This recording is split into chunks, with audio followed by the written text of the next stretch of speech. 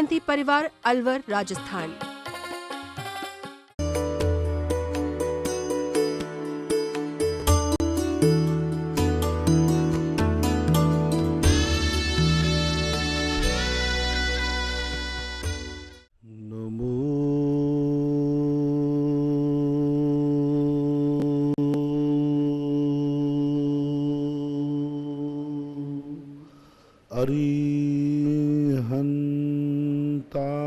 अरिहन्तार्णं नमो अरिहन्तार्णं नमो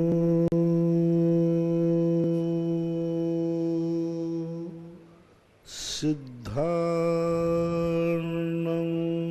नमो सिद्धार्णं नमो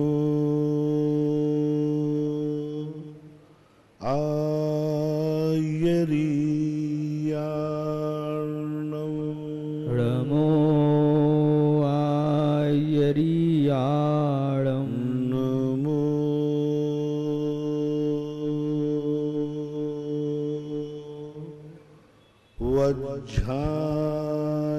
वज्झायार्णं नमो वज्झायार्णं नमो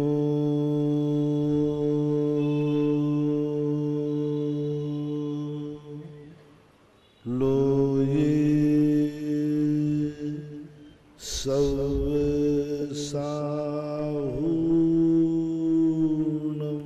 नमो लोये सौसाहूणम्। पंच परमेष्टि भगवान की जय हो।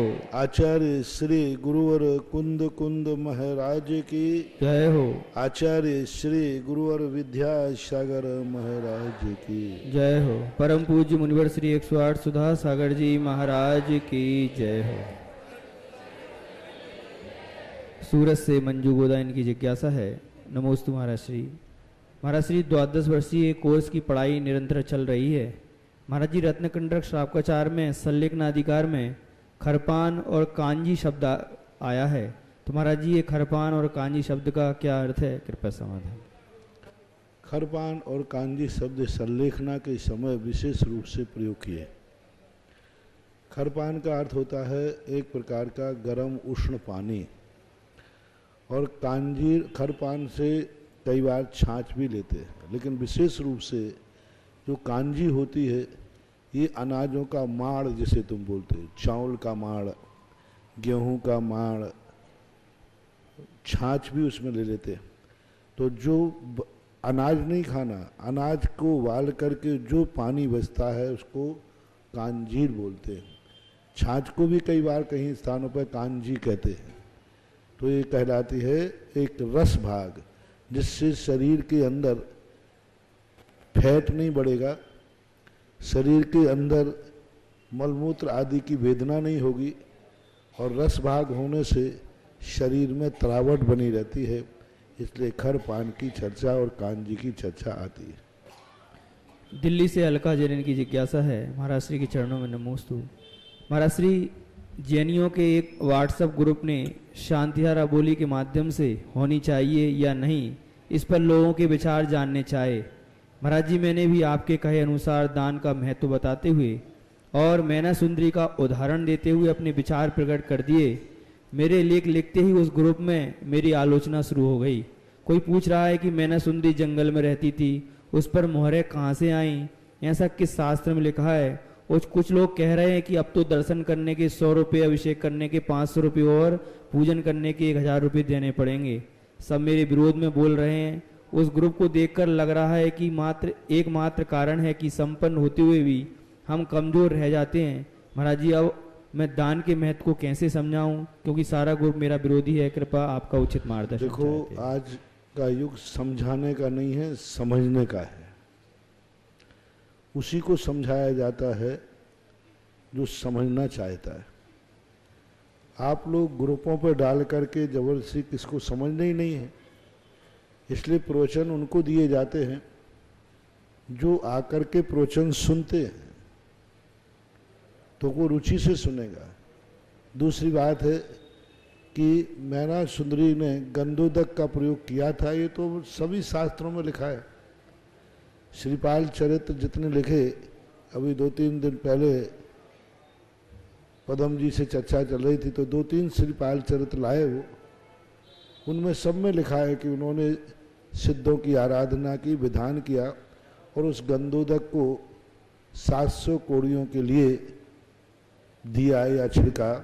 तो ये उल्लेख तो आगम में है ही। रही बात शुल्क की, ये शुल्क नहीं है, परिभाषा बदलो। सरकार को टैक्स दिया जाता है, होटल में शुल्क होता है, ये दान कहलाता है। कोई भी क्रिया दान पूर्वक की जाती है तो उस क्रिया का एक आनंद अलग होता है। हमारे यहाँ जितनी भी क्रियाएं हैं सब दान पूर्वक की जाती है। तो दान कहो, यदि मान लो पूजा के निमित्त से भी आपको पैसा देना पड़ रहा है, तो आप पूजा करते हैं, मंदिर की द्रव्य चढ़ा के क्या करोगे? कितना पुण्य लगने वाला है। जरा जल है तो आप जल के लिए कम से कम कुछ दान की घोषणा करते हैं तो पाप से निवृत्ति होती है। वही मैं अभी कुछ दिनों से कह रहा हूँ, जो निमित्त प्रधानी होते हैं उनको ये टैक्स लगता है, शुल्क लगता है, और जो उपादान प्रधानी होते हैं उन्हें ये दान लगता है, अपने जिंदगी का भविष्य उज्जवल दिखता है। इसलिए मेरा तो सिद्धांत है, जो समझना चाहें वही समझें। मैं तो हमेशा कहता हूं कि मेरा प्रवचन वही सुने जो सुनना चाहते हैं।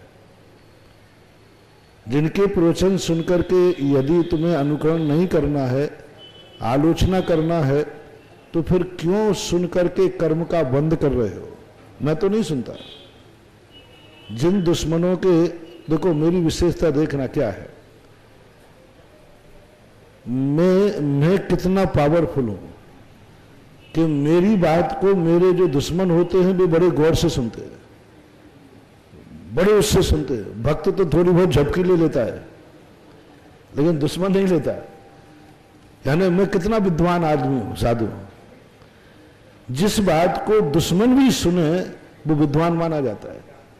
भगत सुने वो नहीं, भगत तो किसी, लेकिन जिसके प्रवचन दुश्मन भी सबसे ज्यादा सुनते हो, समझ लेना उन प्रवचनों में दम है, पावरफुल है। तो जब मुझे पता चलता है यहां मैं बोलता हूं, वहां दुश्मन लोग वार्षिक निकाल देते, आलोचना निकाल देते हैं, तो मैं अपनी फूंट ठोकता हूं, शाबाश रे सुधा सगा, तेरे प्रवचन में दम है। क्योंकि दुश्मन को तुरंत पता कैसे चला, यानी उसने कुछ ना कुछ प्रवचन सुना है, और सुन करके और बड़े पिन ड्रॉप साइलेंट सुनते हैं। आप लोग तो फिर भी बातें कर रहे हैं, वो तो कहते नहीं चुप, महाराज का प्रवचन चल रहा है। लेकिन देखो मैं दुश्मनों की दृष्टि में कितना ज्ञानी हूं कि वो मेरे प्रवचन के लिए 1.5 घंटे देते हैं। और दुर्भाग्य है कि मेरे दुश्मन मेरी दृष्टि में इतने मूर्ख हैं कि मैं उनकी एक बात कभी सुनते ही नहीं। व्हाट्सएप भी नहीं, लोग व्हाट्सएप दिखा दे, मैंने क्या सुनना, क्योंकि मुझे मालूम है मेरा दुश्मन मूर्ख है, मैं सुनता ही नहीं। बहुत लोग कई किताबें ला के रखते हैं, कई पॉम्पलेट ला के, महाराज जी ये निकला आपके संबंध में, ये निकला बाहर से। मैंने कहा क्या देखना, क्योंकि मुझे मालूम है कि मेरा दुश्मन मूर्ख है, और मूर्खों को कभी समय नहीं दिया जाता, मूर्खों की कभी बातें सुनी नहीं जाती। ये मेरे गुरु का मंत्र है। एक बार एक किताब निकली, आचार्य श्री के विरोध में निकाली, उसमें मैं भी, मेरे भी शामिल था। तो मैंने कहा आचार्य श्री इस किताब को पढ़ के इसका जवाब दे डालूं, बढ़िया। तो आचार्य ने कहा इसका अर्थ है कि तुम्हारा जो दुश्मन है वो तुमसे ज्यादा ज्ञानी है। ज्ञानी की बात पढ़ोगे कि मूर्खों की? तुमसे बड़े बड़े ज्ञानी आचार्य हुए हैं, क्या उनके सारे शास्त्र पढ़िए? पढ़ो। मैंने कहा गुरु महाराज ने बहुत बड़ा मंत्र दे दिया। तब से मैं, अब मेरी दृष्टि में मेरे सारे दुश्मन मूर्ख हैं, और मैं दुश्मनों की दृष्टि में ज्ञानी हूं, क्योंकि वे मेरी बात सुनते हैं। और वो मेरी दृष्टि में मूर्ख इसलिए है कि मैं उनकी बात सुनते ही नहीं हूं। क्या सुनना मूर्खों की बात? इसलिए ये सब बातें हैं, अपन उन्हीं को सुनाओ। और मैं तो कहता हूं जिन जिन को मेरे प्रवचन बुरे लगते, क्यों सुनते हो, क्यों सुनते हो, समझ में नहीं आता। मैं गलत बोलता हूं, मैं बुरा बोलता हूं, मैं कैसा अच्छा बोलता हूं, मुझे कोई लेना देना नहीं। मुझे जो बात बुरी लगती मैं नहीं सुनता। मैं तो आप लोगों से कहता हूं, जिसको मेरे प्रवचन बुरे लगते हो क्यों सुनते हो, क्यों समय खराब करते हो, क्यों आपका 1.5 घंटे 2 घंटे अपना समय खराब करते हो? सुनने की तुम्हें समय क्यों खराब करना? क्योंकि मैं ठीक नहीं बोल। मेरा प्रवचन तो उनको है जो प्रवचन सुनने को अभाग्य मानते हैं, धन्य मानते हैं, 1.5 घंटे नहीं जिंदगी भर सुनते रहे वो अभाग्य मानते हैं, उनके लिए प्रवचन है। जो कहते हैं कि नहीं हमारे लिए बहुत कठोर वचन बोले तो भी कहें नहीं गुरु जी ने वचन दिया है वो भी हितकारी है। तो मैं सदा बोलता हूं कि मेरे प्रवचन को है जिनको मेरे वचन अभाग्य लगते हैं, धन्य मानते हैं, उनको पुण्यबंध होगा। और जो प्रवचन सुनकर तुम्हारे परिणाम बिगड़ते हैं तो ज्ञानावर्णी कर्म का बंध और करते हो। तो मेरे प्यारे दुश्मनों से कहना है कि प्रवचन सुन के तुम्हारे भाव बिगड़े तो क्यों कर्म बंद कर रहे हो? कर्म बंद होगा, कल के दिन तुम्हारी बुद्धि और भ्रष्ट हो जाएगी और उनकी बुद्धि बढ़ेगी जो कहते हैं कि नहीं। हमें बड़ा गर्व होता है महाराज, लोग 6 बजे का इंतजार करते हैं कब महाराज का जिज्ञासा समाधान शुरू। सुबह प्रवचनों में लोग ऑफिस में लेट हो जाते हैं और उनका ऑफिसर कहता है क्यों लेट हो गए? साहब आज महाराज जी ने 10 मिनट लेट कर, है ना। जो प्रवचनों के लिए ऑफिस छोड़ सकते लेट हो जाते हैं उनके लिए प्रवचन है, क्योंकि भगी भागन वस जोगे बसाए ध्वनि भय सुनी। भाग्यवानों के लिए प्रवचन होता है, पुण्यवानों के लिए प्रवचन होता है, जो उछलता है जिनका आनंद सुन करके उनके लिए प्रवचन होता है। इसलिए आज बहुत बड़ी बात तुमने कही तो मैंने बहुत संदेशा दे दिया, बहुत अच्छा संदेशा दिया और सारे जगत के लिए संदेशा है। इसलिए आप लोगों से भी कहना है शिक्षा उसे दो जिसको रुचे। जिसको दान शुल्क लगने लग जाए उसे कभी दान का उपदेश मत देना।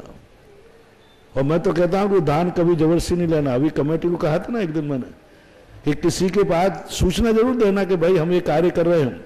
यदि वो चूप पट परंतु करे ना तो जजमेंट कर लेना तुरंत। ऐसा अहमदाबाद से एक जिज्ञासा है, महाराज श्री के चरणों में नमोस्तु।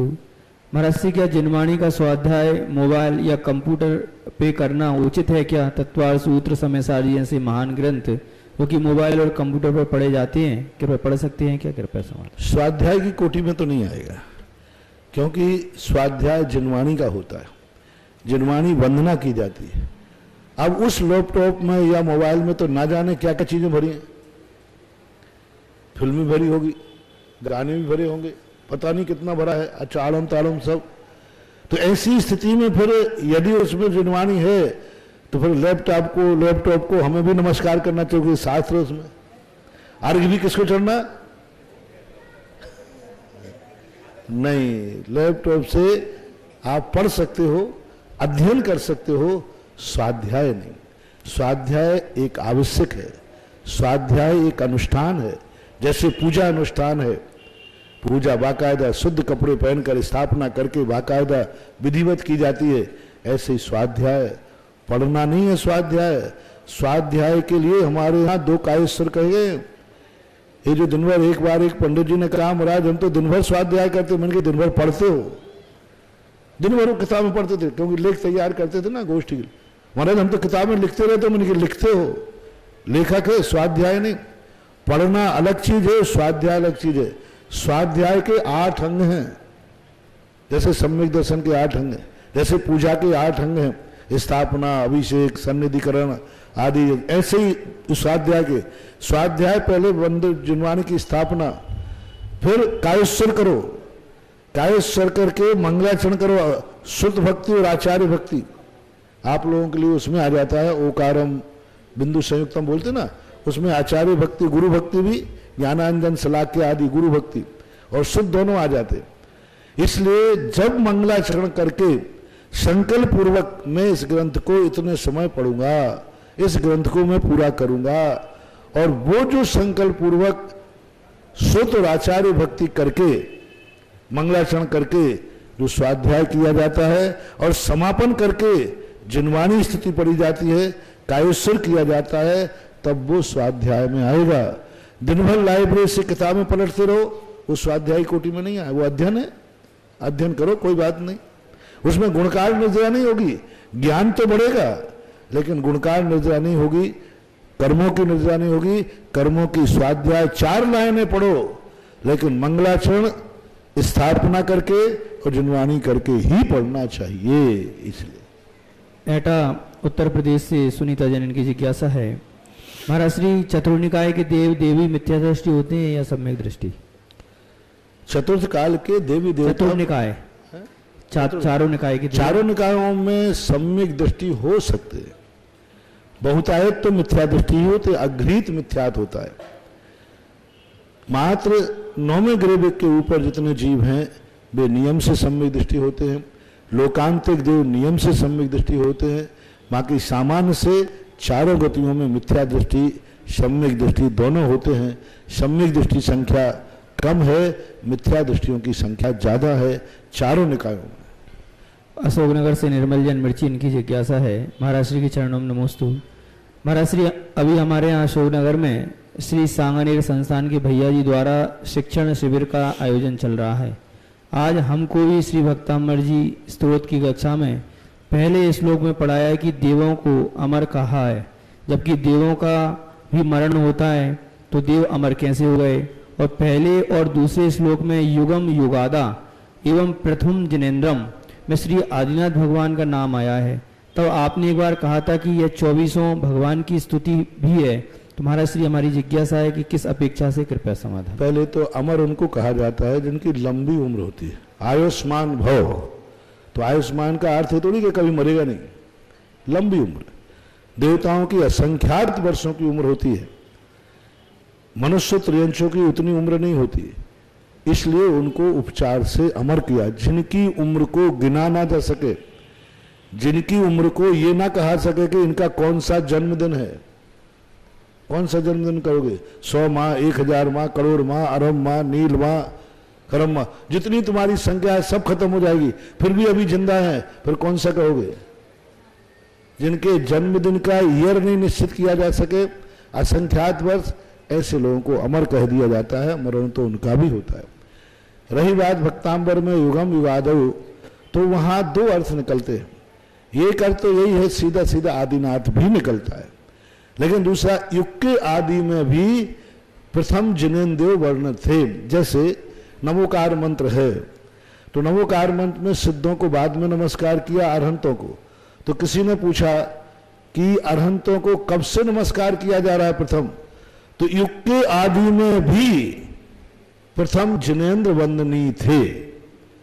तो प्रथम का अर्थ है युगम युगादो, युग के आदि में सबसे पहले वंदना किसकी करूं?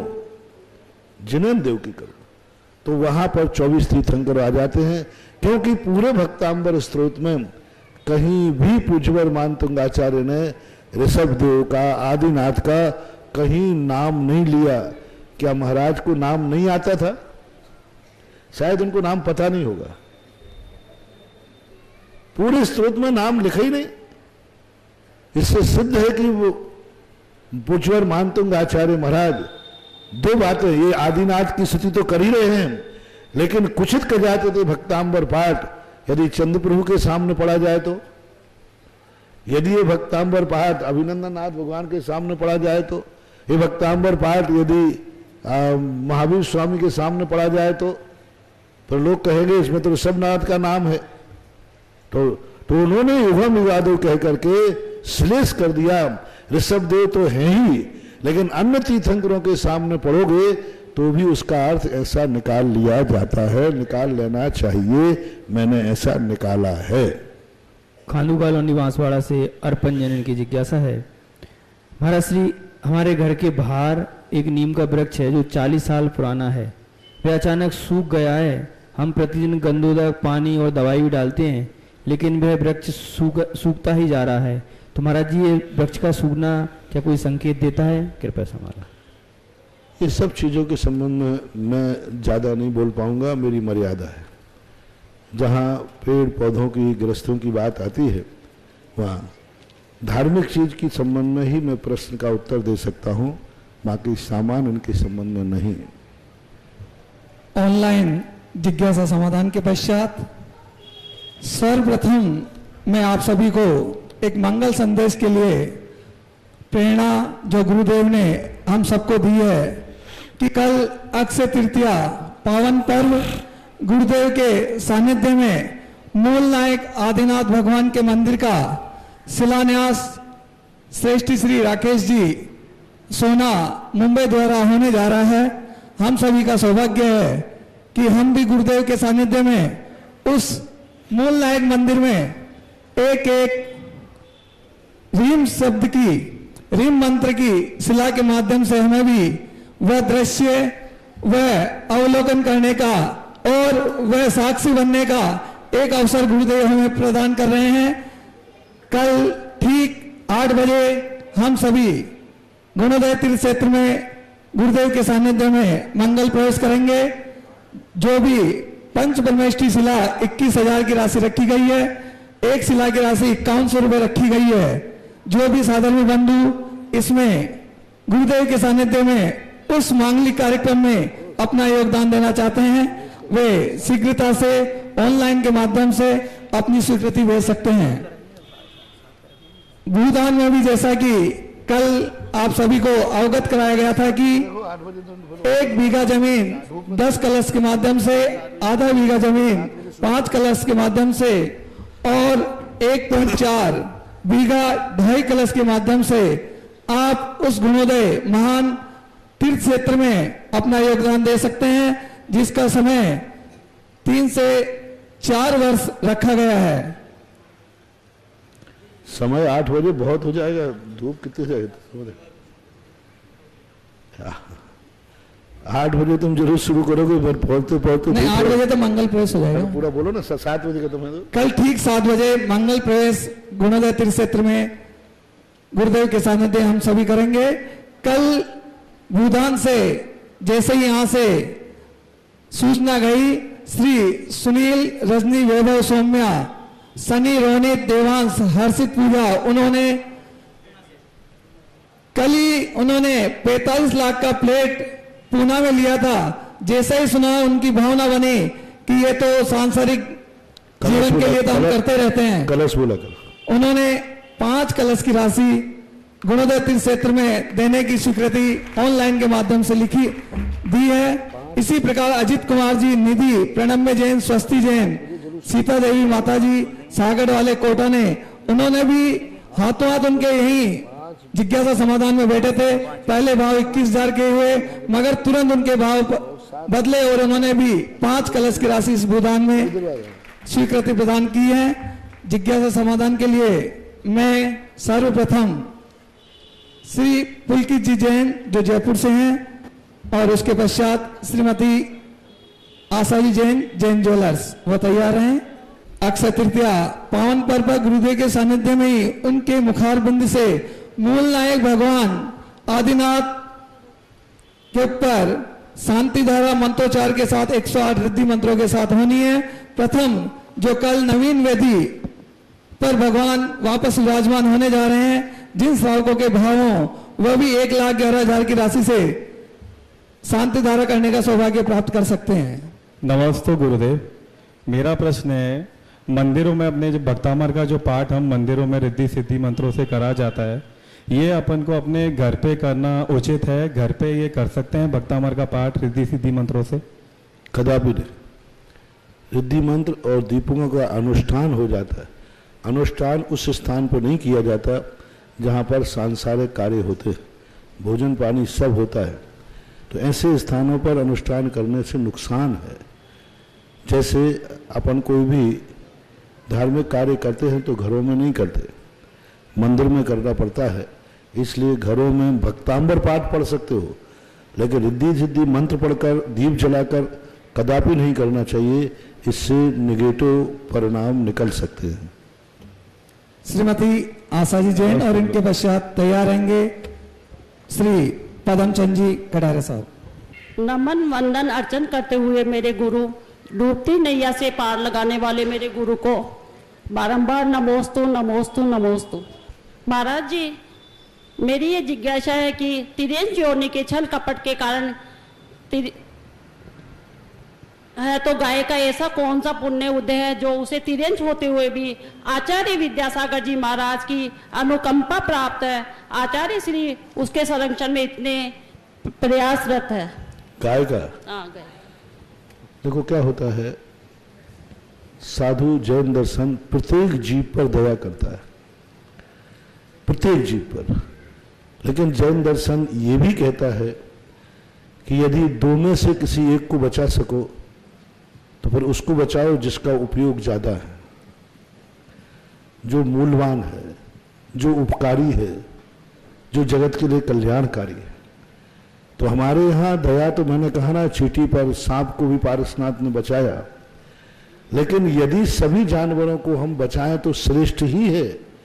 लेकिन सबको न बचा पाए तो उसको तो बचाए जिसका सारा जगत दूध पीता है। और गाय का सब कुछ अंग अंग उसका कोई ना कोई उपकारी है, उसका मूत्र, उसका गोबर, उसका दूध, उसका घी, उसका दूध, सब कुछ उसका उपकारी है। इसलिए गाय की तरफ से विशेष रूप से उपयोग जाता है, क्योंकि हमारे लिए उपयोगिता। इसका अर्थ ही नहीं है कि अन्य जीवों के प्रति उनका उपेक्षा भाव हो। गुड बेटर बेस्ट, मैंने कहा ना, दो व्यक्तियों में से है तो एक और आपको मनुष्य मर रहा है और एक और चींटी मर रही है, दो में से एक को बचाना है तो फिर किसको बचाएंगे? आप लोगों के गृहस्थों में ऐसे प्रसंग आ जाते हैं कि माँ और बच्चा दोनों में से एक का मरना निश्चित है, निश्चित है। डॉक्टर ने कह दिया दो में से एक को बचा पाऊंगा, कोई उपाय नहीं, सब उपाय समाप्त हो गए, तो फिर आप दोनों को मरने दोगे कि एक को बचाओगे? तो किसका पक्ष लोगे? और डॉक्टर कह रहा है बच्चा भी बच सकता है, बच्चा भी बच सकता है, एक बचा लीजिए। तो सारी सभा किसका समर्थन में जाएगी? मां के। क्यों? बच्चे को क्यों मरने दिया? क्योंकि मां, बच्चे के मरने से और मां के मरने से कितना अंतर आ रहा था।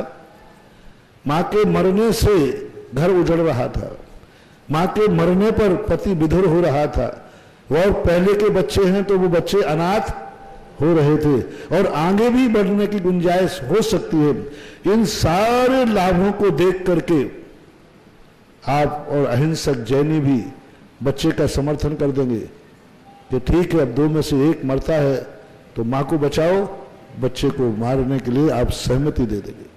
तो क्या आप बच्चे के हत्यारे माने जाएंगे? आपने सहमति दी है लिख करके, आपने सहमति दी है कि हाँ ठीक है, एक को बच्चे को, मां को बचाइए। तो क्या आप बच्चे के हत्यारे माने जाएंगे? नहीं, बच्चे के हत्यारे आप नहीं हैं, आप एक मां को बचाने के पुण्यात्मा हैं, अन्यथा दोनों मरते। यही स्थिति सैनिक पे लगती है। सैनिक मारता है, मारने का भाव करता है, लेकिन वो हत्यारा नहीं है, क्रिया मारने की दिख रही है, सत्य ये है कि वो देश की रक्षा कर रहा है। ऐसा ये जैन दर्शन का बहुत बड़ा विवेक। इसलिए गाय को हम मां के रूप में लेकर के बचाने का प्रयास करते हैं, मजबूरी है, क्योंकि अन्न को यदि हम बचा सकते हैं तो बचाना ही चाहिए। वैष्णव दर्शन में इसका थोड़ा रूप दूसरा है, वहां गाय को बचाया नहीं जाता, धार्मिक दृष्टि से बचाया जाता है, धर्म की आस्था से बचाया जाता है। इसलिए अन्य जीवों को बचाने का प्रावधान नहीं है वहां, अन्य जीवों को बचाने का प्रावधान नहीं। अन्य जीवों को तो कितने लोग मांसाहारी कर, लेकिन गाय को बचाने का प्रावधान है, क्योंकि गाय को एक धार्मिक दृष्टि से धर्म का रूप माना गया। इसलिए दोनों का हमने बता दिया। आचार्य श्री का एक ही भाव रहता है, जब हम सबको नहीं बचा पा रहे हैं तो उस मां को बचाएं जो जगत कल्याणी, जगत उपकारी है। नमोस्तु महाराज। श्री पदमचंद जी कटारिया और इनके पश्चात तैयार रहेंगे श्री महावीर भैया। मुनिवर के श्री चरणों में सादर नमोस्तु नमोस्तु नमोस्तु। हे गुरुवर, एक लाइन की भावाभिव्यक्ति के बाद में मैं अपनी जिज्ञासा प्रकट करूंगा। वो जान भजन नहीं कहूंगा महाराज जी, केवल एक लाइन की भावाभिव्यक्ति मेरी। ओ जाने वाले हो सके तो लौट के आना, ओ जाने वाले हो सके तो लौट के आना, ये हाट तेरे बाट तेरे भूल न जाना, ओ जाने वाले हो सके तो लौट के आना। महाराज जी मेरी जिज्ञासा, पीछे रहने वालों पीछे से आ जाना।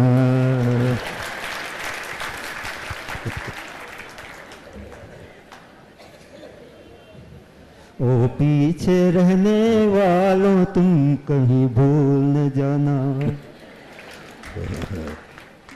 महाराज जी मेरी एक जिज्ञासा है, रीम का जो प्रयोग है उसके बारे में थोड़ा विस्तार से समझने की जिज्ञासा है। और इस रीम का प्रयोग जो है तीर्थंकरों के साथ तो रोम का प्रयोग होता है, अरंतों के साथ रोम का प्रयोग होता है, राम का।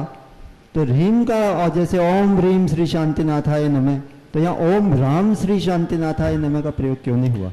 पांचों बीजाक्षरों में ह्रीम एक मल्टीपर्पस वाला स्वरूप है उसका जी। सारे बीजाक्षर में मल्टीपर्पस नहीं है, ह्राम ह्रूम ह्रु ये, लेकिन ह्रीम एक ऐसा सिद्ध भगवान का प्रतीक है जो कि सिद्धि का दायक है, कल्याणवाचक है। और इसके अंदर जो बीजाक्षर हैं, जो सबसे बड़ा महत्वपूर्ण है, ई की मात्रा लगी हुई है। सभी बीजाक्षरों में जैसे ह्राम है उसमें आ लगा हुआ है, ह्रूम है ऊ लगा हुआ है, हरोम है औ लगा हुआ है, हिरा है। लेकिन सारे बीजाक्षरों में ह्रीम शब्द का में ई लगी हुई है। ई जो शब्द है प्रयोग अपने आप में सांसारिक और पारमार्थिक दोनों दृष्टियों का, जैसे प्रणव उसे बोलते हैं, जैसे आप लोगों के यहाँ है विवाह संबंध होता है। कन्या के जन्म के बाद कोई नियत स्थान को छोड़ करके वो किसके साथ विवाह की जा सकती है? नियत कर सकते हो क्या? नहीं। वो जिस घर में जाएगी वही गोत्र धारण करेगी कि पहले से निर्धारित है?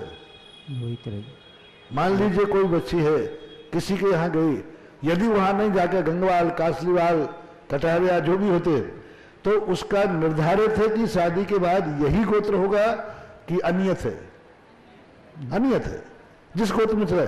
इसी प्रकार ह्रीम बीजाक्षर जो ऐसा बीजाक्षर, ओम जो बीजाक्षर है प्रणव बीजाक्षर है, इसको आप जिसके साथ जोड़ोगे वो उसी गोत्र का काम करेगी, उसी रूप में वो परिणत हो जाता है। इसलिए ओम को प्रणव बीजाक्षर कहते हैं। और ह्रीम जो बीजाक्षर है ये सुख समृद्धि कल्याणदायक बीजाक्षर है। इसलिए ओम के साथ में ह्रीम जोड़ देते हैं। सभी मंत्रों में ह्रीम, जैन अजैन सभी लोग ह्रीम शब्द का प्रयोग करते हैं। अन्य बीजाक्षरों का इसलिए नहीं कर सकते कि वो पर्टिकुलर लक्ष्य तक ले जाते, वो समस्त को सुख समृद्धि के रूप में बने ऐसा कोई नियम नहीं, वो एक निश्चित रूप से टारगेट की तरफ ले जाते। इसलिए ह्राम ह्रूम ह्रौ रा ये चार बीजाक्षर सीमित हैं और ये असीम है। महाराज जी शांति धारा में जो आता है छिंदी छिंदी बिंदी बिंदी, ऐसा हिंसात्मक शब्द का प्रयोग किस ओर संकेत करता है? छिदर और भिदर धातु है, छिदर और भिदर धातु होती है। छिन्न का अर्थ होता है कि हमारे जो पाप है वहां किसी को छिन्न भिन्न नहीं किया गया। यदि छिन्न भिन्न मानोगे तो हमारी हर पूजा में भक्ति में लिखा है कम्मक हो, कर्मों का क्षय हो, कर्मों की हानि उपादान हो, इसका नाश हो, कर्मों का क्षय हो, 8 कर्मों का नाश हो। तो ये तो फिर सब जगह में ऐसा आएगा। अरिहंत भी कैसा है? प्राचीन पाठ है सबसे पहले अरिहंत, दुश्मन का नाश हो। भगवान का नाम ही अरिहंत है, हिंसात्मक है, अरहंत नहीं है। अरहंत बहुत अर्वाचीन है। अरहंत, अरुहंत और अरिहंत ये 3 नाम मिलते हैं। 9वीं शताब्दी के बाद में अरहंत और अरुहंत चला। सबसे प्राचीन पाठ है अरिहंत। पूज्यवर भूतबली स्वामी महाराज ने सटखंडागम के मंगलाचरण में 2000 वर्ष पहले अरिहंत शब्द लिखा। तो अरिहंत हिंसात्मक हो गया कि नहीं? ऐसा हिंसा नहीं। किसकी हिंसा? पूरी शांति धारा में किसी जीव की हिंसा नहीं की गई। किसी जीव की सर्प वृश्चिक विष भयानी छिन्न छिन्न भिन्न भिन्न। सर्प का छिन्न छिन्न भिन्न नहीं, बिच्छू का नहीं, विष भयानी। साकनी डाकनी भयानी, भाई का महामारी भय। तो भय का जो निराकरण किया गया है, ना कि किसी जीव को छिन्न छिन्न भिन्न भिन्न किया गया है। संस्कृत में छिदिर और भिदिर धातु आती है, ये नष्ट हो, भिदिर यानी दूसरे के लिए, दूसरे को भी ये दुख ना दें, इसलिए वो बिल्कुल हिंसात्मक शब्द नहीं है। यदि ऐसे हिंसात्मक मानोगे तो फिर अरिहंत शब्द भी हिंसात्मक मानना पड़ेगा, जो बहुत बड़ा दोष बन जाएगा, प्राचीन पाठ का लोप हो जाएगा। इसमें शांत धारा में बाद में ये आता है कि शिवमस्तु सद्धर्म रस्तु, तो इसके साथ में क्या तथास्तु बोलना चाहिए? तथास्तु सब ये रोक रूढ़ी है, क्योंकि किसी आगम में पुनरावृत्ति करने का उल्लेख नहीं मिला जी। ये हमारा अपना लुकआउट है। वहां तो लिखा है कि फलानी वस्तु अभिवृद्धि वस्तु, बस अभिवृद्धि वस्तु लिखा है, अब आगे कुछ नहीं लिखा, कहीं भी नहीं लिखा। ये पुनरावृत्ति तो अपन करते हैं तथास्तु। जैसे आप किसी ने अध्यक्ष पद का नाम प्रस्तावित किया तो दूसरा खड़ा होकर क्या कहता है, मैं इसका समर्थन करता हूं। तो तथास्तु शब्द ही होना उचित है, प्रभायमान यही है। कुछ लोग सदास्तु शब्द बोलने लगे, तो मैं इसको दोषी तो नहीं कहूंगा, लेकिन प्रभायमान को ना बदलें तो अच्छा है, तथास्तु ही कहना ठीक है। महावीर भैया और इनके पश्चात तैयार रहेंगे सुमित भैया। महाराज श्री नमोस्तु। महाराज श्री जो अजित कुमार जी कोटा वाले और जो सन्नी जी पूना वाले हैं, इन्होंने भूदान के लिए जो गुणोदय में किया है, इन्होंने साथ में कहा हमारा इतना क्या सौभाग्य है कि हमने छोटी सी राशि में इतने विशाल जो मंदिर बनेंगे वो हमारी जमीन पे बनेंगे, और हमारा ऐसा सौभाग्य रहेगा कि इतने विशाल जिन मंदिरों में हमारा नाम तो है ही। एक भूमि वह है जो किसी बूचड़ खाने के लिए चयन की जाती है, एक भूमि वह है जो शराब की दुकान खोलने के लिए चयन की, एक भूमि वह है जो संसार के कार्यों के लिए की जाती है, और एक भूमि वह है जो किसी के द्वारा दी गई भूमि, दान में दी गई भूमि, जहां जिनेन्द्र देव का मंदिर बनेगा। अब पुण्य तो देखो, जो भूमि तीर्थ क्षेत्र में बाउंडेड हो गई, अब लाखों करोड़ों जब तक मंदिर रहेगा, तीर्थ रहेगा, तब तक उस भूमि पर कोई पाप नहीं होगा, कोई हिंसा नहीं होगी, कोई गलत कार्य नहीं होगी, क्योंकि बाउंड्री। कितना पुण्य दान देखो, भूदान का महत्व देखो कितना बड़ा है। यानी उस भूमि पर जिस पर ना जाने कौन क्या क्या करता, खुली हुई भूमि पड़ी रहती है, कौन क्या करता है, गंदगी करता है, मलमूत्र करते हैं, कुछ भी करते हैं, XYZ, और किसी भी काम में आ सकती है। लेकिन जैसे ही बाउंड्री बनकर के घोषित हुई इस पर तीर्थ क्षेत्र बनेगा, तो अब कल्पना करो जिस व्यक्ति ने दान दिए भूमि, ये धरती माता, ये धरती उसको कितना पुण्य देगी कि रे बालक, ले व्यक्ति, तूने अपने धन के बल पर मुझे ऐसे स्थान पर समर्पित किया जहां पर सारी दुनिया हजारों हजारों साल तक धर्म करेगी, जिस तीर्थ की वंदना करेगी, जिस तीर्थ में लोग अपने पापों का क्षय करेंगे। ये पृथ्वी की वर्गणाएं वास्तु के अनुसार भौतिक भी हमारे लिए एनर्जी देता है, ये पृथ्वी भी हमारे पॉजिटिव होती है।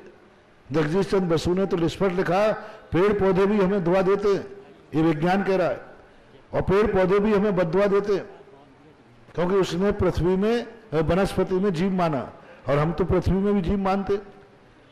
तो ये पृथ्वी भौतिक दृष्टि से भी देखा जाए तो पृथ्वी भी बहुत बहुत हमारे लिए दुआएं देती है। यदि उसी स्थान पर आप गलत कार्य करते हैं तो बद्दुआ भी देती है, क्योंकि तुमने ही गलत कार्य नहीं किया, वहां उस गलत कार्य की वर्णनाएं ऐसी होती हैं कि दूसरा भी आएगा तो उसके परिणाम भी वैसे ही होते हैं। इसलिए बहुत बड़ा भूदान है कि जो भूदान तीर्थ क्षेत्र के नाम से जाना जाएगा, जो वंदनीय और पूजनीय होता है।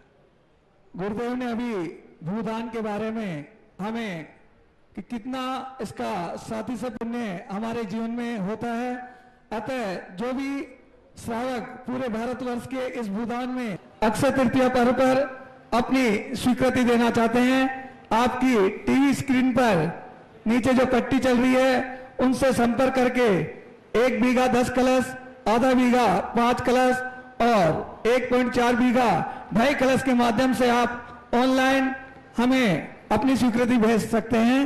जिज्ञासा के लिए सुमित भैया और इनके पश्चात तैयार रहेगी श्रीमती अरुणा जी मित्तल। गुरुदेव के चरणों में बारंबार नमोस्तु नमोस्तु नमोस्तु। गुरुदेव, बार बार देखने में आता है कि जो सुख है वो क्षणिक मात्र होता है। आप आए गुरुदेव और आज सुनने में आया कि आप वापिस जा रहे हैं, तो गुरुदेव ये सुख क्षणिक मात्र क्यों? दुख तो कभी क्षणिक मात्र नहीं आता, लेकिन सुख हमेशा क्षणिक मात्र ही आता है गुरुदेव। बार बार विरह की वेदना हमेशा इतनी दुख देती है गुरुदेव। आज आप जा रहे हो, ये सभी लोग तो अपने अपने घर चले जाएंगे, लेकिन मैं यहीं रहता उस मंदिर में, आज ये सुना हो जाएगा गुरुदेव। आज पूरे दिन में मैं आज इसी चीज का चिंतन कर रहा था कि अब कैसे रहूंगा इस मंदिर में गुरुदेव। देखो, जो सुख आता है वो तो जाएगा। ऐसा सुख उत्पन्न करो ना कि न जो आवे और ना जावे, ना आवे वो सुख ना जाने में दुख। ऐसा स्वयं मुनि बन जाओ, ना आने में दुख होगा ना जाने में दुख होगा। जब मैं आया था तो ज्यादा खुश था, और अब मैं जा रहा हूं तो मुझे तो ज्यादा दुख भी नहीं, क्योंकि हमारा सुख हमारे अधीन है, केकड़ी के अधीन नहीं है। अब तुम्हारा सुख महाराज के अधीन है, तो अब मैं क्या करूं? पराधीन, पराधीन तो पराधीन होता है। साधु तो इसलिए तो चाहता है कि लोग ऐसा प्रकाश प्राप्त कर लें कि उन्हें फिर दूसरी बार माचिस की काड़ी की जरूरत ही नहीं पड़े, अपने दीप जला लें। साधुओं के निमित्त होते हैं, मर्यादा होती है, बहता पानी रमता जोगी। इसलिए ना तो मैं केकड़ी में आया था और ना मैं केकड़ी से जा रहा। गुरुदेव चरणों में नमस्ते। आया नहीं तो जाऊंगा कैसे?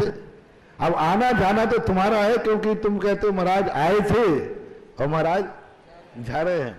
और दूसरी बात, अभी सही पूछा जाए तो आज मेरा बिहार केकड़ी से हो रहा है, ऐसा सुना है? नहीं गुरुदेव, नहीं नहीं, क्योंकि गुणोदय को मैं केकड़ी की कॉलोनी मानता हूं, पहले ही घोषणा हो गई। मैं गुणोदय जा रहा हूं, यानी अभी केकड़ी में हूं। सही केकड़ी का बिहार तो माना जाएगा जब हम गुणोदय से करेंगे। गुणोदय में यदि मैं कभी आ जाता हूं तो समझ लेना केकड़ी में आ गया। इसका अर्थ नहीं कि मैं गुणोदय आऊंगा तो केकड़ी आऊंगा, ये नहीं कह रहा हूं। यानी गुणोदय में आ गया तो मैं ये मानूंगा कि केकड़ी में आ गया, और गुणोदय से जब जाऊंगा तब बिहार माना जाता है, क्योंकि केकड़ी का तीर्थ क्षेत्र जो इष्ट है वो गुणोदय तीर्थ क्षेत्र बन चुका है। ये मैंने पहले दिन यहाँ आया था तब भी प्रवचन में कहा था कि मैंने, और तुम्हें मालूम पहले दिन का प्रवचन याद है, मैंने कहा कि मैंने केकड़ी में प्रवेश तो बहुत दिन पहले कर लिया था। यहां तो मैं केकड़ी में ही अंदर प्रवेश किया है, पहले दिन मैंने प्रवचन दिया था आते ही।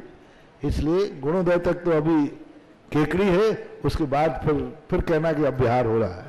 नमस्ते। श्रीमती अरुणा जी मित्तल और इनके पश्चात तैयार रहेंगे श्री आनंद जी सोनी, जिन्होंने ऋण शिला 5 शिला के माध्यम से अपनी स्वीकृति की दी है। श्री चांदमल जी शीतल जी पारावाले, श्री ताराचंद जी टीकम जी पीटी, श्री माहेप्रसाद जी सुनील जी मित्तल, श्री विमल जी मानक जी बिसुन्नी वाले, श्री सोनलाल जी ज्ञानचंद जी पीटी, श्री घीसालाल जी कैलाश चंद जी जैन पेट्रोल वाले, श्री हरीश चंद जी जैन देहरादून, श्री महेश जी जैन हाथरस, श्री किरण जी प्रिया जी जैन मोहनी ग्वालियर, अक्षय जी मृतिका राजकुमारी जी अक्षत ललितपुर, सुरेश जी मंजू जी बाकलीवाल बीर वाले, श्री केदार जी मेहता मीनाक्षी मेहता, श्री किरण जैन प्रिया जैन मोहनी ग्वालियर, श्री अक्षय जी मृतिका राजकुमारी जी टोंगिया ललितपुर, श्री पालेश जैन कोटा, श्री पारस जी अशोक जी सुबोध जी नरेश जी जहाजपुर। इन्होंने सबने 21,000 की कल 5-5 शिला के माध्यम से अपनी स्वीकृति दी है। श्री हरीश चंद जी जैन देहरादून, श्री महेश जी हाथरस से, इन सभी ने अपनी 21,000 रुपए की राशि से कल पावन पर्व पर 5 शिला भूमि में शिलान्यास के माध्यम से इन्होंने स्वीकृति दी है। श्री अरुणा जी मित्तल, इनके पश्चात तैयार रहेंगे आनंद जी सोनी। प्रातः स्मरणीय परम आराध्य गुरुवर श्री मुनि पोंगा सागर जी महाराज के चरणों में कोटिस नमोस्तु नमोस्तु नमोस्तु। महाराज, मेरी जिज्ञासा है कि पंचम काल में अभी मोक्ष तो प्राप्त नहीं हो सकता, परंतु जो 123 जीव भद्र मिथ्या दृष्टि है वो यहाँ से विदेह क्षेत्र में जाके मोक्ष को प्राप्त करेंगे। तो महाराज जी, मिथ्यात्व तो जीव का घोर शत्रु बताया गया है, तो फिर उनका ऐसा कौन सा पुण्य है कि मिथ्या दृष्टि होते हुए भी उनको अगले भव में विदेह क्षेत्र से मोक्ष की प्राप्ति होगी? मिथ्यात दो प्रकार का होता है। एक एकांत मिथ्यात होता है, वो तीव्र कसायवान होता है। एक भद्र मिथ्या दृष्टि होती है। भद्र यानी बहुत सज्जन, कसाय उनकी बहुत मंद होती है। वे सत्य को समझना चाहते हैं लेकिन समझ में नहीं आ पा रहा है। सत्य को पाना चाहते हैं लेकिन पा नहीं पा रहे हैं। सत्य की जिंदगी में अनुभव करना चाहते हैं लेकिन अनुभव नहीं कर पा रहे। ऐसे भद्र मिथ्या दृष्टियों के लिए ये मौका दिया जाता है, जो सत्य के निकट तक पहुंच जाते हैं लेकिन वो सत्य को प्राप्त नहीं कर पाते। उनके मन में जिज्ञासा होती है कि मैं सत्य को समझूं। उनके मन में परिणाम होता है कि मैं पापों को छोड़ूं, संसार को छोड़ूं, कसायों को छोड़ूं, लेकिन छोड़ नहीं पाते। बहुत सारे लोग होते हैं जो कुछ बुरी आदतें होती हैं उनको छोड़ना चाहते हैं, पश्चाताप करते हैं, रोते हैं, लेकिन छोड़ नहीं पाते। छोड़ने का परिणाम है वो चाहते हैं कि मैं धर्म करूं। यहाँ से कितने लोग सम्यक दृष्टिजीव होते हैं जो भाव करते हैं कि मैं मुनि बनूं, लेकिन बन नहीं पाते। परिस्थितियां सामने हैं, शक्ति नहीं है, संगठन नहीं है, लेकिन परिणाम है। तो प्रकृति जो अतृप्त होते हैं, यानी मुनि बनना चाह रहे लेकिन बन नहीं पा रहे हैं, प्रकृति उनको ऐसे स्थान पर भेजती है जहां उनकी ये भावना पूरी हो जाए। हम लोग जैसे भगवान बनना चाहते हैं लेकिन बन नहीं पा रहे हैं, तो अगला भाव हमें ऐसा मिलेगा जहां भगवान बनने के सारे रास्ते खुले होंगे।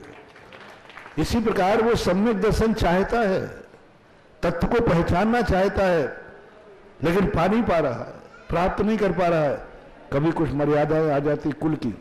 हमने ऐसे कई लोग देखे जो जानते हैं कि महाराज मैं बिल्कुल अहिंसक बनना चाहता हूं, पूर्ण अहिंसक बनना चाहता हूं, लेकिन करूं क्या महाराज, मेरे परिवार, मेरे रिश्तेदार, मेरी जाति सब मांसाहारी है। मैं बनना चाहता हूं, मेरे तड़पन है, वेदना है, वैसे नहीं करूंगा तो अनुमोदना तो हो ही जाती है। अब ऐसे जीवों के लिए कर्म कहता है कि तुम्हें एक दिन ऐसे कुल में भेजूंगा जहां मांसाहार का नाम भी नहीं लिया जाएगा।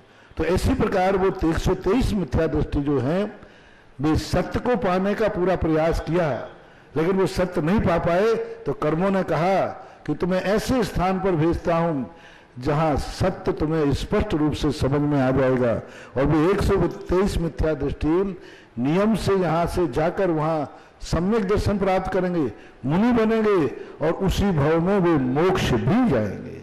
यानी यहां से जाने के बाद एक भव आज मोक्ष मिलेगा उनको। इसका अर्थ है नहीं कि 123 के अलावा नहीं जा सकते हैं, 123 के अलावा भी जा सकते हैं, लेकिन उनका मोक्ष जाना संभव नहीं। विदेह क्षेत्र जा सकते हैं, ये 123 तो विदेह क्षेत्र जाएंगे और वहां से शीघ्र मोक्ष चले जाएंगे। ऐसा पुण्य मानना चाहिए उनका। नमस्ते महाराज जी। श्री आनंद जी सोनी और इनके पश्चात तैयार रहेंगे श्री राजकुमार जी पाटनी काकरोली से। हमारे आराध्य गुरुदेव के चरणों में सोनी परिवार की ओर से बारंबार नमोस्तु नमोस्तु नमोस्तु। महाराज जी, मेरी जिज्ञासा ही नहीं वरन एक अभिलाषा भी है। महाराज जी, केकड़ी की धरा पर आपका अतिशयकारी आशीर्वाद हमेशा रहा है एवं पूरी समाज आपके दिशा निर्देशन पर चलने को तत्पर रहती है, चाहे वह व्यक्तिगत हो, धार्मिक हो, सामाजिक क्षेत्र हो, एवं पूरी समाज को संपैतृक संप्रभुता देकर आपने समाज को एक गौरव दिया है। महाराज जी, ऐसी केकड़ी में आपके द्वारा किए गए उपकारों का ऋण हम किस प्रकार चुका पाएंगे? महाराज जी, आज केकड़ी समाज के प्रत्येक व्यक्ति ने अपने स्वयं के उपयोग या धार्मिक उपयोग के लिए अपने आप को किसी न किसी प्रकार से पुण्य का अर्जन कर कृतार्थ किया है। महाराज जी, जिस समाज एवं गांव में आपकी कृपा एवं आशीर्वाद हो, वह समाज कैसे कमजोर हो सकता है? महाराज जी, हम तो आज भी शान से कहते हैं कि हमारे गुरुवर सुधा सागर है, हमारे गुरुवर सुधा सागर है, हमारे गुरुवर सुधा सागर। महाराज जी, हमारे द्वारा आपकी आज्ञा पालन करने में कोई चूक हो तो आप हमें क्षमा अवश्य करेंगे, ऐसा हम सोचते हैं। एवं महाराज जी, आपसे हम ऐसा आशीर्वाद चाहते हैं ताकि आपके बेटे समान पुत्रों को सूदी व्यक्तित्व के यापन करने में कोई परेशानी नहीं हो एवं हम अपनी सुधा परंपरा को कायम कर अपना कल्याण कर सके। महाराज जी हमें सही मार्ग प्रशस्त करें। आनंद बाबू, आपने कहा कि आपके उपकारों का ऋण कैसे चुकाऊं। देखो भाई, दो प्रकार का दिया जाता है। मैंने ऋण पर तुम्हारे लिए एक भी चीज नहीं दी। यदि मैं ऋण पे देता तो मुझे ब्याज दर भी लिखना पड़ेगी। यदि आप लोग तैयार हो, जो जैसे हमने आपको दी हैं वे सब ऋण के रूप में यदि हैं तो फिर मुझे ब्याज दर में लिखूंगा और चक्रवृद्धि ब्याज लूंगा। यदि आपने ऋण में लिया है तो मैंने ऋण दिया ही नहीं, मैंने तो केकड़ी को वसीयत दी है। नमस्ते महाराज जी। ऋण पे और वसीयत में कितना अंतर बोलो भाई। वसीयत पे ब्याज नहीं लगता और वसीयत रिटर्न नहीं होती। वसीयत रिटर्न भी नहीं होती, ब्याज भी नहीं लगती, चुकाई भी नहीं जाती। तो हमारा तो एक ही बात है, केकड़ी को मैंने ऋण दिया नहीं है, इसलिए आप चिंता नहीं करें, आपको ऋण चुकाना नहीं, ब्याज भी नहीं। मैंने तो केकड़ी को वसीयत दी है, तो वसीयत पर आपका पूरा अधिकार होता है। जैन दर्शन सदा वसीयत का समर्थक रहा है। भगवान ने भी पूज्यपद स्वामी ने लिखा, जिनगुण संपत्ति हो मध्यम। यदि अपन जिनेन्द्र भगवान की संपत्ति को ब्याज पे लेंगे तो अपन जन्म जन्म तक मर जाए, लेकिन पूरा ब्याज नहीं चुकाओ। केकड़ी यदि ब्याज देगी तो बेटा केकड़ी तो तुम्हारी ब्याज, मेरा ब्याज तो नहीं चुका पाएगी। बहुत अच्छा एक संस्मरण याद आ गया, बागड़ का है। बागड़ में एक राजा के पास थोड़ी सी स्थिति बिगड़ रही थी, तो उसने सोचा कि क्या पता हमारा खजाना खाली हो गया तो कभी कोई खजाना भरने लायक हमारे नगर में है कि नहीं। तो उसने, राजा ने खड़े होकर कहा कि मैं सारी प्रजा से मांगता हूं कि राज खजाना बिल्कुल खाली हो गया है, सभी लोग मेरी झोली में एक चद्दर बिछा दी, सभी लोग अपनी इच्छा प्रमाण कुछ मोहरें दान दें, धन दान दें, सभी को देना है। और राजा आपके सामने झोली फैलाता है। वहां एक जैन सेठ था, तो उसने कहा, राजा साहब, मेरा राजा भिखारी नहीं हो सकता। मेरे राजा ने झोली ने, मेरा राजा वो है सारी दुनिया जिसके सामने झोली फैलाती है, राजा झोली नहीं फैलाएगा। आप ये बताइए आपके खजाने को किस सन के सिक्के से भरना है? झोली उठाइए पहले, राजा हो राजा के तरीके से बात करो, झोली उठाइए पहले, राजा हो भिखारी नहीं। अब आदेश दीजिए कि किस सन के सिक्के से खजाना भरना है। तो राजा ने कहा कि हमारे राज्य में एक सन के सिक्के से भरेगा कोई? हमें तो कहीं समझ में नहीं आया, तो कहीं इसका दिमाग खराब तो नहीं है। तो राजा ने कहा, फलानी मोहरों से खजाना भर दिया जाए। ठीक है, बैलगाड़ी भेज दी जाए। और खजाने से बैलगाड़ी भेजी गई राज दरबार तक। राजा देख करके दंग रह गया, बोले इतनी मोहरें हमारे यहां तो रखने को स्थान नहीं। तो राजा ने हाथ जोड़ के कहा, नहीं सेठ जी, अब मैं समझ गया, मैं तो परीक्षा कर रहा था, संकट के समय पर जाएंगे तो ये तो आपका बहुत, अब मैं निश्चिंत हूं, आपके यही रखो, मेरे यहां तो रखने का स्थान नहीं। तो जैन कहता है, राजा साहब सावधान, जैनी जो खजाने से निकाल देता है वापस नहीं आता, और वापस आएगा तो ब्याज के साथ आएगा। आपने जैनी को छेड़ा, बहुत वो तो पारसोला वगैरह उधर की घटना, यथार्थ घटना। ये धन एक बार निकल गया, भगवान को और राजा को जो धन निकल जाता है वो हम कभी वापस नहीं लेते, और यदि आप वापस करते हो तो इसका ब्याज दीजिए पहले। जैनी के यहां वापस पैसा आएगा वो सूद के साथ आएगा, या तो दान में जाएगा या ब्याज लेके आएगा। तो राजा ने जब ब्याज की लिस्ट मांगी तो राजा के खजाने में इतना पैसा नहीं था। राजा को हाथ जोड़ने पड़े, उन्होंने कहा कि नहीं साहब, ब्याज दीजिए या स्वीकार कीजिए। तो आज मैं भी वही पूछ रहा हूं, केकड़ी वालों, जो इतने बार आकर के मैंने तुम्हें जो दिया है, या तो ब्याज दीजिए नहीं तो वसीयत स्वीकार कीजिए। वसीयत स्वीकार है महाराज जी। जिन्होंने गुणोदय तीर्थ क्षेत्र में 5 शिला के माध्यम से अपनी स्वीकृति दी है, श्रीमती सूरज देवी चौधरी जूनिया वाले केकड़ी निवासी, श्री अनिता जी मनीष जी आगरा, श्री महेश जी हाथरस, और जिनको भी 5 शिला में अपना नाम देना हो वह शीघ्रता से अपने नाम दे देवें। उनका पूरा जिज्ञासा समाधान में लाइव चल रहा है, उनका नाम उसमें उच्चारण किया जाएगा। श्री राजकुमार जी पाटनी और इनके पश्चात तैयार रहेंगे श्री नवीन जी चौधरी। नमस्तु गुरुदेव, नमस्तु गुरुदेव, नमस्तु गुरुदेव। आपकी महती कृपा से जो भी नियमित रूप से प्रवचन या शंका समाधान सुनते हैं उनसे दृढ़तर जो उत्कृष्ट जैन धर्म है उसमें बड़ा श्रद्धा दृढ़ हुआ है। पर अभी क्या है कि जैसे मेरा बहुत सारे पढ़े लिखे और बड़े बड़े उस तरह के लोगों से बात होती है, तो जो भी हम यहाँ सुनते हैं या समझते हैं या जिनको मतलब प्रयास भी करते हैं अपनाने का, तो बहुत सारे कहते हैं तुम्हारे सुधा सागर जी या ये सुधा सागर जी का ही है। तो महाराज ऐसा लगता है कि हम लोगों के ऊपर में वो सुधा सागर एक ब्रांड चिपक गया है। तो अब यही है कि हमारा पूरा प्रयास है कि हम इस ब्रांड में हमारे गुरुदेव का नाम कभी नीचा नहीं होने देंगे। तो जो भी दैनंदिन क्रियाएं वो कर रहे हैं और बाकी का समय कैसे करें और कैसे कहें कि हमारा जो सुधा सागर ब्रांड है और ये ब्रांड पक्का ब्रांड है और हम सच्चे कैसे सुधा सागर भक्त रहे, इस तरह का मार्गदर्शन। राजकुमार जी ब्रांड कह करके छोटा कर दिया। मैंने अभी वसीयत कही थी, वसीयत बाप से मिलती है, ब्रांड से नहीं। वसीयत मैंने कही थी, यदि कोई व्यक्ति तुमसे कहे कि तुम फलाने बाप के बेटे हो और हो, तो वो गलत बोल रहा है कि सही? सही बोला नहीं। और यदि वो कहे कि नहीं तुम दूसरे बाप के बेटे भी हो, नहीं महाराज पहले सुनो मैं बता रहा हूं, थोड़ा समझो। एक व्यक्ति ने कहा तुम एक बाप के बेटे हो और फलाने चंद के बेटे हो, और दूसरे से कहा तेरा एक नहीं तेरे तो बहुत बाप है। दोनों में गर्व कौन करे? जल्दी बोलो भाई।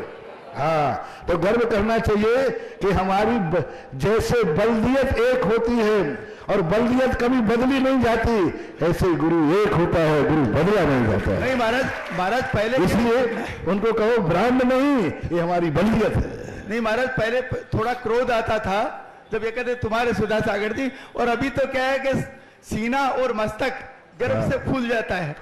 और अभी तो क्या नहीं, मेरा देखो, कोई मेरे से कह के देखे आपके विद्यासागर, हो विद्यासागर का फूल, क्या बात? सही बात है, एक ही था, एक ही है और एक ही रहेगा।